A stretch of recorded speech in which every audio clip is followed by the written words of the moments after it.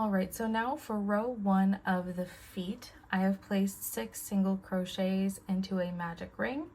And now for row 2, we are going to increase all the way around. So you'll place a stitch marker in this final stitch, and you're going to place 2 single crochets in every stitch around for a total of 12 stitches.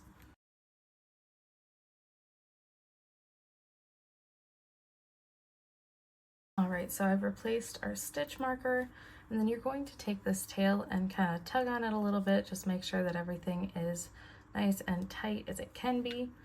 And then we are going to, for row 3, place 1 single crochet in every stitch around, and again that'll be 12 stitches in our row. So at the end of row 3, again, we're just going to take this tail and kind of tug on it, and then you can snip off the excess.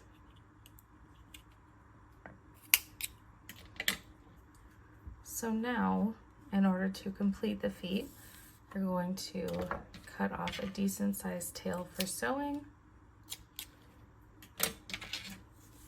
pull the excess through, and then you're going to take your embroidery needle again from your kit, thread that onto there,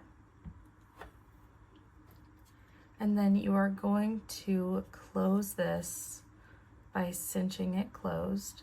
So we're just going to thread the needle through the tops of every outward facing stitch. So now that we've threaded through every stitch, it should start to look like it's going to close, and once we pull on this thread it should close completely. We're just going to take a tiny bit of stuffing and just try to get that into the center there. It's going to take a little bit of maneuvering because it's a small space, but we just want to stuff the feet a little bit so that they don't collapse. So then you're just going to pull that closed.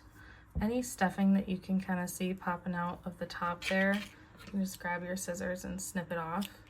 There's bound to be stuff sticking out of the top. But then you can just take your needle and pass it through those top stitches there 1 or 2 times, just to make sure that it stays closed. So now that we're finished with the foot, you're going to make one of the exact same thing, and those will go on the bottom of your chicken's body when we're done.